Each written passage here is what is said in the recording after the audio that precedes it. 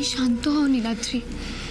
এই মুহূর্তে কেউ যে আমাদের পাশে এসে দাঁড়াবে না সেটাই তো স্বাভাবিক। না ফিরকি, সেটা স্বাভাবিক নয়। যাদের কাছে ছোটবেলা থেকে মানুষ হয়েছি, যাদেরকে এতদিন ধরে আত্মীয় স্বজন বলে দেখে এসেছি, ভেবে এসেছি, আজ তারাই আমাদের পাশ থেকে সরে গেল। আমি সবাইকে কি করে বোঝাবো যে ভালো আন্টি পরিস্থিতির শিকার, ভালো আন্টি কাকাকে খুন করেনি। ড্যাড যদি সাহায্য করার বদলে সত্যি সত্যি সব রাস্তা বন্ধ করে দেয়, তাহলে আমরা ভালো আন্টিকে কি করে বাঁচাবো ফিরকি? ক্ষমতার যেমন ভালো দিকটাও আছে, সেরকমই খারাপ দিকটা যদি ব্যবহার করা হয় সেটা খুব ভয়ঙ্কর রূপ ফিরকি। আর সেটা তুমি আমার থেকে খুব ভালো জানো। ক্ষমতার অপব্যবহারের বিরুদ্ধে তুমি তো ছোটবেলা থেকে লড়ে এসেছো ফিরকি। জানো তো ফিরকি, আমার না এই পাওয়ার, এই পলিটিক্স, এগুলোতে খুব ভয় লাগে, আমি খুব ভয় পাই। আর তার জন্য আজ আমার এত চিন্তা ফিরকি। চিন্তা তো আমারও হচ্ছে নীলাদ্রি, তবে এই পরিস্থিতিতে মাথা ঠান্ডা রাখা ছাড়া যে আমাদের কাছে আর কোনো রাস্তা নেই।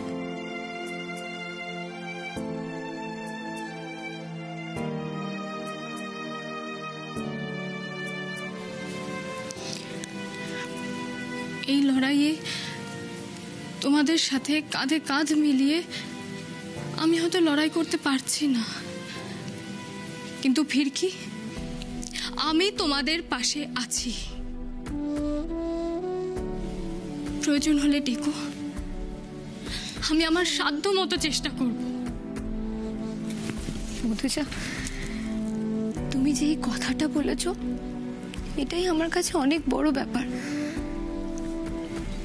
তবে আমার এই লড়াইয়ের জন্য আমি কোনোভাবে তোমাদের বিপদের মুখে ঠেলে দিতে পারবো না।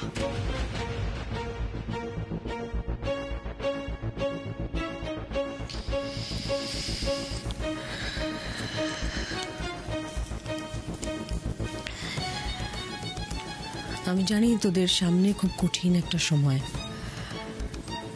আমি এটাও জানি যে চারদিক থেকে নানা রকমভাবে চেষ্টা করা হবে যাতে সঠিক তথ্য কোনো রকমভাবেই আমাদের কারোর সামনে এসে না পৌঁছয়। আর আমি এটাও জানি যে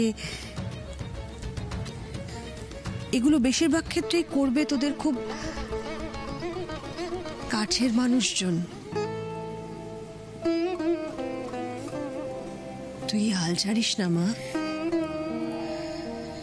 ভেঙে পড়িস না কিন্তু।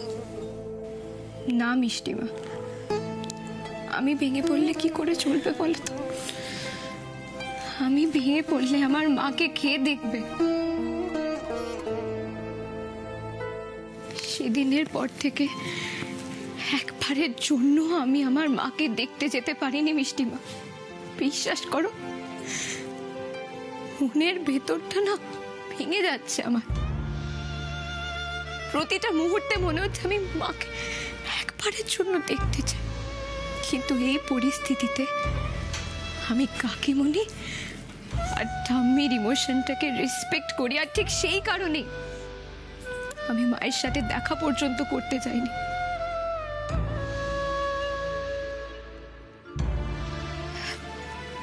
কিন্তু আমি জানি মিষ্টিমা,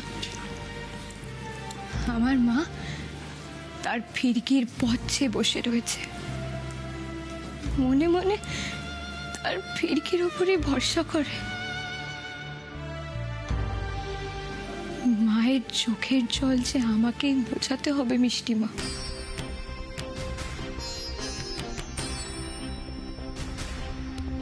আমার পাশে কেউ না থাকলেও আমাকে মায়ের জন্য লড়তেই হবে। আজ যদি আমি সিনা রায়ের পরিবারের বউ না হতাম, তাহলে কি আমি আমার মাকে নির্দোষ প্রমাণ করার চেষ্টা করতাম না?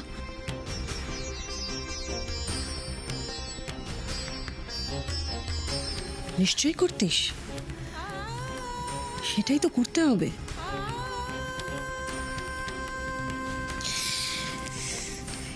কিন্তু ফিরকি বাইরের লোকজনদের সঙ্গে লড়াই আর সংসারে থেকে সংসারের মানুষজনদের সঙ্গে লড়াই করা দুটো আলাদা জিনিস। সংসারে থেকে লড়াই করাটা অনেক বেশি কঠিন। সেখানে প্রত্যেকটা পদক্ষেপে তোকে তোর কাছের মানুষদের বিরুদ্ধাচরণ করতে হবে, তাদের খারাপ লাগারও কারণ হতে হবে। আমি জানি মিষ্টিমা, তাই এই লড়াইয়ে আমার পাশে কেউ থাক কিংবা না থাক, কেউ সাহায্য করুক বা না করুক, আমাকে জিততেই হবে। আর তার জন্য আমি কারোর কাছে মাথা নোয়াবো না।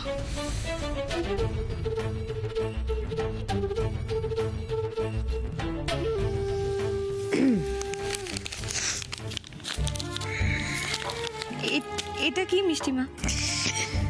হ্যাঁ, ওই সামনে তো অনেক খরচ, একজন নতুন লয়ার কাউকে একজন অ্যাপয়েন্ট করতে হবে, তো তারপর কাগজপত্র বানানো, আরও ধর প্রমাণ তথ্য এই সমস্ত জোগাড় করা, এদিক ওদিক যাওয়া আসা, এই সবেতে টাকা লাগে তো মা। নীলাদ্রি তো বাবার টাকা নেবে না। আমি ভাবলাম যে আমি তোর হাতে কিছু টাকা দিই।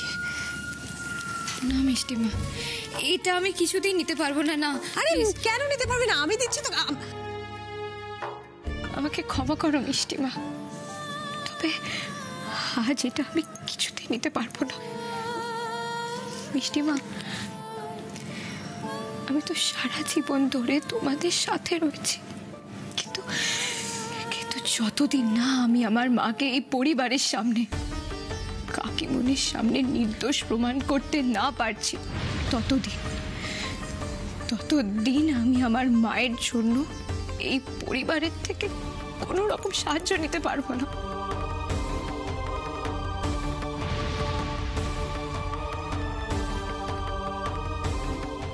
এই লড়াই তো শুধু আমার মাকে নির্দোষ প্রমাণ করার জন্য নয়, এ আমার আত্মসম্মানের লড়াই।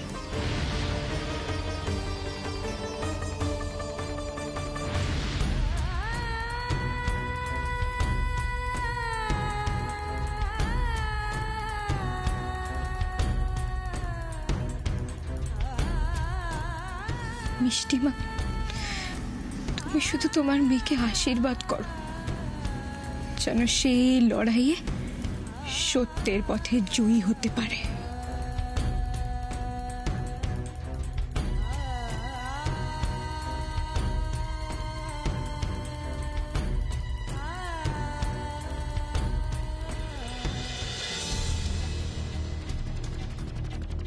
তোমার কি মনে হয় বলো তো রোমা, সত্যি কি লক্ষ্মী রুদ্রকে খুন করেছে? এতে মনে হওয়ার আর কিছু নতুন করে নেই ভাস্করদা। পুরো বিষয়টা একদম দিনের আলোর মতো সত্যি। সেদিন দুর্গাপুজোর সাংস্কৃতিক অনুষ্ঠানে তুমি উপস্থিত ছিলে না, আর সবার সামনে রুদ্র যখন লক্ষ্মীদের দেখে তখন ওদের অপমান করেছিল, এবং তাই সবার সামনে লক্ষ্মী ওপেন থ্রেট দিয়েছিল রুদ্রকে খুন করার। এরপরেও তুমি বলবে লক্ষ্মী খুন করেনি? দেখো, লক্ষ্মী হয়তো সেদিনের কথাগুলো বলেছিল, আমি অস্বীকার করছি না, কিন্তু দেখো, রাগের মাথায় কাউকে খুন করে দেব বলা আর খুন করার মধ্যে কিন্তু অনেক পার্থক্য আছে। আমার ব্যাপারটা অন্যরকম লাগছে রোমা। কেন কেন মনে হচ্ছে তোমার যে লক্ষ্মী খুনটা করেনি? মানে তুমি যেটা বলছো সেটা তুমি ভাবতে পারছো? ভাবছি বলেই তো বলছি রোমা। আমার একটা খটকা লাগছে। কি খটকা? দেখো, আর কেউ জানুক বা না জানুক, আমি তো জানতাম যে রুদ্র ওই ড্রাগস পাচারকারী চক্রের সঙ্গে জড়িত। ইনফ্যাক্ট দশমীর দিন পুলিশের ওপর মহল থেকে আমার কাছে ওই ব্যাপার নিয়ে ফোনও এসেছিল। আমি খালি ভাবছি ওদের নিজেদের মধ্যে কোনো গন্ডগোলে ঝামেলাটা হলো না তো। কাকে বোঝাচ্ছিলাম আমি? বারবার আমি রুদ্রকে বলতাম, রুদ্র বেরিয়ে আয় এইসব খারাপ সঙ্গতি থেকে, কিন্তু কে কার কথা শুনে? ও তো ভাবতো আমি ওর ক্ষতি করতে চাইছি। সর্বনাশ! ভাস্করদা এসব কি ভাবছে?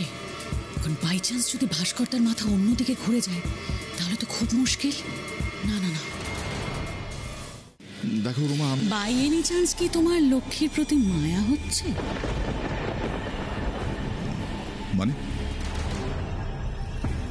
মানেটা খুব জলের মতো পরিষ্কার ভাস্করদা। তুমি বলছো যে লক্ষ্মী খুন করেনি। I am sorry to say, আমি এটা মানতেই পারছি না। তুমি ভাবছো তো যে রুদ্রর খুনের পেছনে লক্ষ্মী দায়ী নয়, ওর ওই ড্রাগস পাচারকারী কোনো লোকজন দায়ী। But you are completely wrong, I must say. কারণ কথাটা একা আমার নয়, পুলিশ সাক্ষী, এমনকি ফিরকি নিজে দেখেছে লক্ষ্মীকে স্ট্যাপ করতে, খুন করতে। তারপরেও তুমি এসব কথা বলছো। ও বাবা, তার উপরে তো আবার লক্ষ্মীর ঘর থেকে ড্রাগসও পাওয়া গেছে। মনে হচ্ছে না যে তুমি আননেসেসারি একটু বেশি ডিফেন্স দিচ্ছ লক্ষ্মীর হয়ে? কেন? ঠিকই বলেছো, একটু বেশি উদারতা দেখাচ্ছিলাম আমি, যেটা লক্ষ্মীর একেবারে ডিজার্ভ করে না।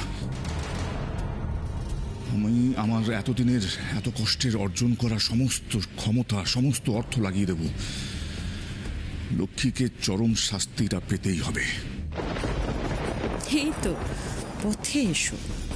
তোমাকে কন্ট্রোল করাটা না আমার জাস্ট বাহাতের খেল ভাস্কর সিনহা রায়। আরও একটা ইম্পর্টেন্ট কথা তোমাকে আমার বলার আছে। বল। মীনাক্ষী দেবীর কথাটা কিন্তু আমাদের ভুলে গেলে একদম চলবে না। ফিরকির কিন্তু এখন মেইন অস্ত্র মীনাক্ষী দেবী। আর যতক্ষণ না ফিরকির মাথার ওপর থেকে মীনাক্ষী দেবীর হাত সরে যাচ্ছে, ততক্ষণ কিন্তু আমাদেরও বিপদ কাটছে না। একটা কথা আমাদের মাথায় রাখতেই হবে ভাস্করদা, আমাদের জন্য যেন মীনাক্ষী দেবী কোনোভাবেই চটে না যায়। তাতে কিন্তু আমাদের পার্টিরই লস হবে। খুব ভেবেচিন্তে পা ফেলতে হবে। দেখো রোমা, এই মুহূর্তে আমি পার্টির লাভ লোকসানের চেয়ে বেশি রুদ্র ন্যায় বিচারের কথা ভাবছি। এনিওয়ে, তুমি যখন বলছো, আমি কাল মীনাক্ষী দেবীর সাথে একবার কথা বলে নেব। আসছি।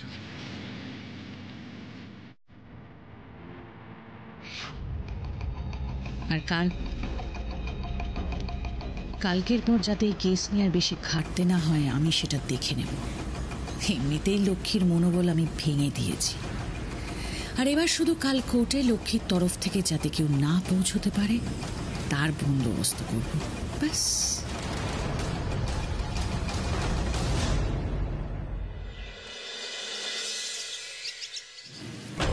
বুঝতে পেরেছ তো তরিতা? এছাড়া আমাদের হাতে আর কোনো উপায় নেই। ফিরকিকে আমাদের আটকাতেই হবে। পারবে তো? তুমি বলো। পারতেই হবে। তোমার স্বামীর খুনের বদলা তুমি যদি না নাও তাহলে কে নেবে? পারতেই হবে তোমাকে। হ্যাঁ, পারবে। না পারলে এছাড়া আমাদের হাতে যার কোনো উপায় নেই, ফিরকিকে আটকাতেই হবে। You have to do it. পারবো রোমাদি, আমি পারবো। তুমি চলে যাও রোমাদি, গিয়ে দেখো যাতে ওই লক্ষ্মীর চরম শাস্তি হয়।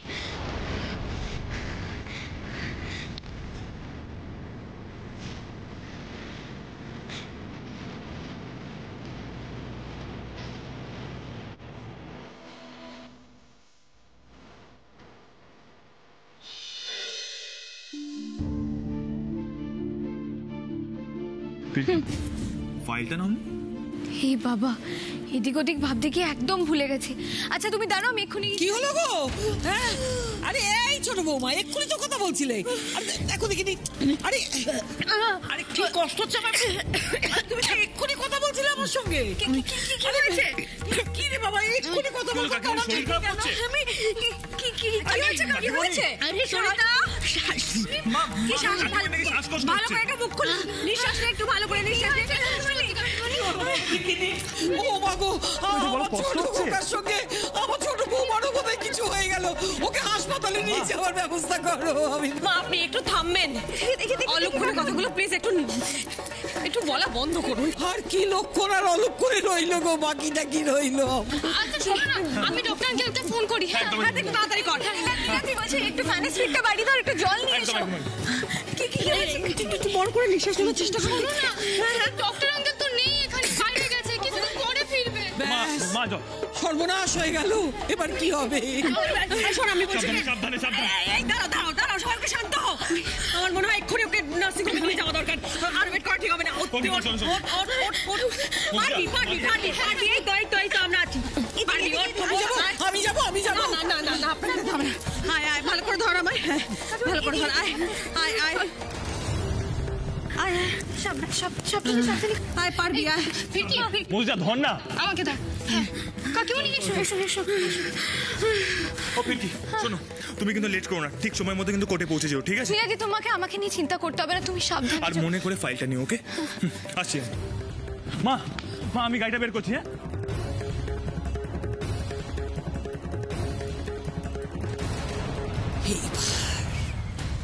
এইবারে তো আসল খেলা শুরু হলো ফিরকি।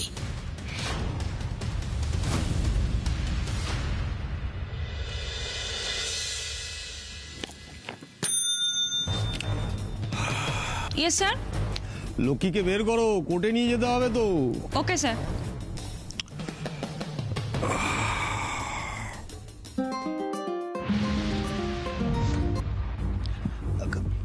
Good morning madam. মর্নিংটা গুড না ব্যাড সেটা তো কোর্টে গেলেই বোঝা যাবে অফিসার। আপনি তো আর লক্ষ্মীর কাছ থেকে গোপন জবানবন্দিটা নিতে পারলেন না। যদি নিতে পারতেন তাহলে বিষয়টা আমার জন্য একটু সুবিধাজনক হতো। কি করবো ম্যাডাম, মানে আমি তো রাজি করিয়েই ফেলেছিলাম, কিন্তু হিজড়ে বন্ধু দুটো এসে কি যে টুপি পরালো ভগবান জানে, মানে 180 ডিগ্রি পাল্টি। এনিওয়েজ, যা হওয়ার হয়ে গেছে সেসব ভেবে আর লাভ নেই। এখন আমি যেটা বলছি সেটা কাইন্ডলি মন দিয়ে শুনুন। হ্যাঁ ম্যাডাম বলুন। আজ কোর্টে যেন লক্ষ্মীকে পুলিশ কাস্টাডিতে রেখে তবেই তদন্তের কথা পেশ করা হয়। ডেফিনেটলি ম্যাডাম, আমরা সেই অ্যাপ্লাই করে দিয়েছি। Very good. মনে রাখবেন, ওকে এখন কিছুতেই জুডিশিয়াল কাস্টাডিতে পাঠানো যাবে না, তাহলে কিন্তু খেলা আমাদের হাত থেকে বেরিয়ে যাবে। না ম্যাডাম, তার কোনো চান্সই নেই। আজ যদি লক্ষ্মী কোর্টে কোনো বেগরবাই করে তাহলে পুলিশ কাস্টাডিতে নিয়ে এসে এমন সেবা করব যে ও পাপ বলে তোর স্বীকার করবে। হ্যাঁ, সেরকমই একটা কিছু করুন অফিসার। বিষয়টা ভীষণ ঠান্ডা হয়ে গেছে, ইউনো, ওই নেতানো বিস্কিটের মতো। আমার এত ঠান্ডা ব্যাপার স্যাপার ভালো লাগে না।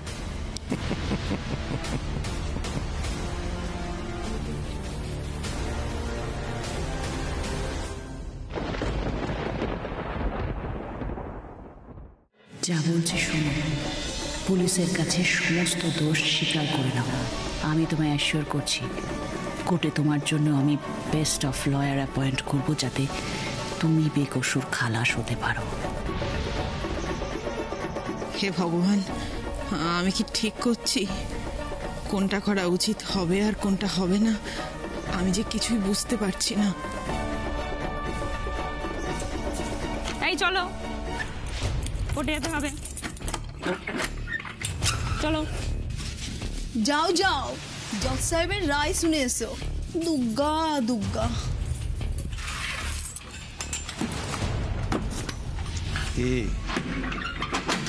কি ঠিক করলে? এখনো সময় আছে, যা বলছি শোনো, নাহলে এমন চার্জশিট তৈরি করব না, সারাটা জীবন গরাদের ভিতরেই কেটে যাবে।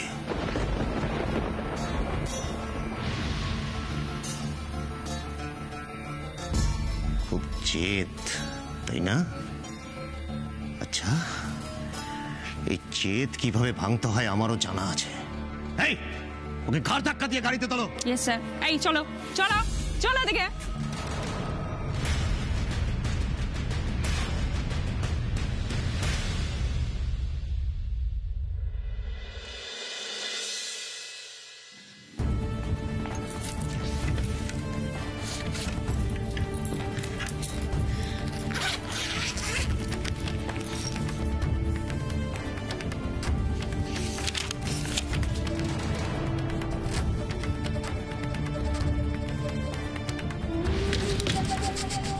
হে ঈশ্বর, তুমি দেখো আমি যেন মাকে নির্দোষ প্রমাণ করতে পারি, সবটা যেন ভালোই ভালোই মিটে যায়।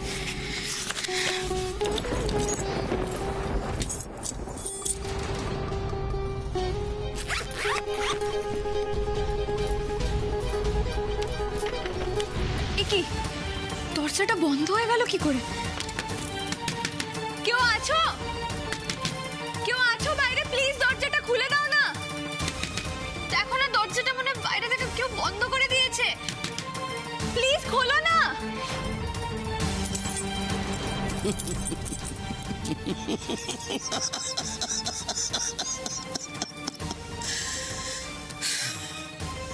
এই দরজা আজকে আর খুলবে না ফিরকি।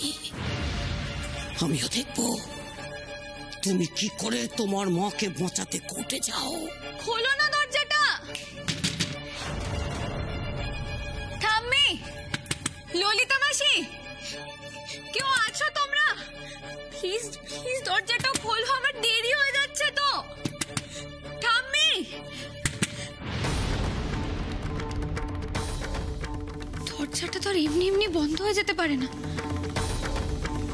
তবে কি কেউ ইচ্ছে করে দরজাটা বন্ধ করে দিল?